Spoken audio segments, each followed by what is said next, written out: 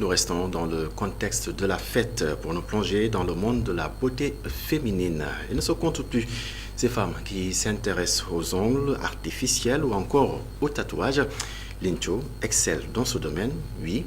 Il s'agit bien sûr d'un homme qui a aussi eu écho de pas mal de préjugés à son encontre. Malgré tout, il a su s'imposer dans ce milieu souvent perçu comme exclusivement féminin. Suivons son portrait avec Aïssa Toka.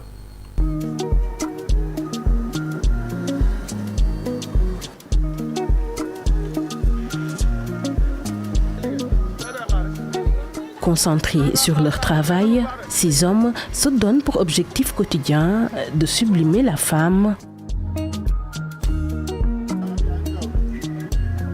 Dans ce salon, Lin Cho, connu et prisé pour ses tatouages, tatoue minutieusement les sourcils des clientes.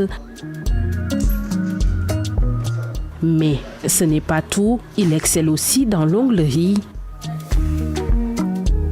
C'est en 2019, dans sa région natale de Kaolack, que Lin Cho, alors très jeune, a abandonné ses études pour se lancer dans l'esthétique.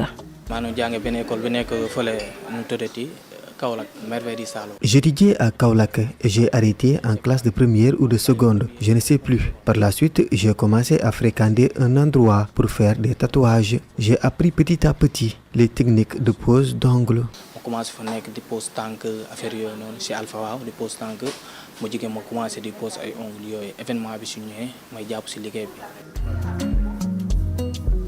Embauché par le propriétaire du salon, Babacar, l'un des rares hommes à avoir su s'imposer dans ce milieu, a vu le potentiel en ces garçons. Bi do commencé gor bari cion dal machallah. Au début, il n'y avait pas beaucoup d'hommes dans ce métier. Je rends grâce à Dieu. Beaucoup me respectent à travers ce que je fais. Nous avons commencé avec rien, connaissant des hauts et des bas. Tout ce que nous avons, c'est grâce à ce métier.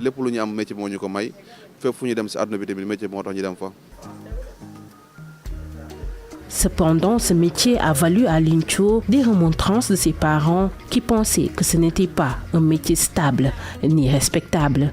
Au début, c'est métti parce que si tu commences à liggéey parents yi duñ nangu et tout parce que danaa liggéey bi dafa jigéene et tout dañ ci dégg ay wax waaw. Ce fut difficile au début parce que les parents étaient réfractaires à ce travail. Ils disaient que c'était efféminé et d'autres pensaient que c'était pour être proche des femmes. Mais j'ai cru en moi et il n'y a pas de sous-métier. Par la suite, ma maman a compris que c'était une passion. Mais boobu li xas na ba nekk sama xol nekk sama xel quoi te xale moom lépp lu mu bëgg rek waaw xas na ba bëgg ko quoi.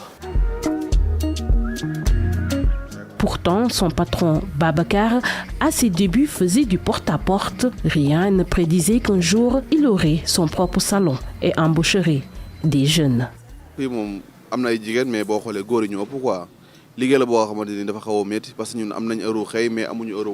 J'ai recruté plus d'hommes que de femmes dans le salon. C'est un travail difficile. À nos débuts, nous avions même du mal à payer le transport. Les jeunes doivent croire en eux et travailler dur pour réussir. Aujourd'hui, le temps a donné raison à Lin Cho. Grâce à ce métier, il arrive à s'en sortir.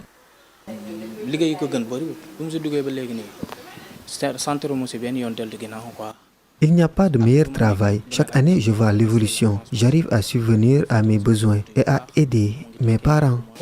Mais chaque jour, suñu wàcc dañuy am passe et tout. Des fois, ak yenn yoo xam ne yaa koy gagnal sa bopp quoi. Mais li ci ëpp solo daal mooy weer bu si dee moom dañ la jox sa xaalis. En fin de compte, la beauté n'a pas de genre et Lin Cho l'a bien compris. Grâce à son talent et son dévouement, il a pu surmonter les préjugés et construire son avenir. La preuve que réussir au Sénégal n'est pas seulement possible, mais à portée de main pour ceux qui osent y croire.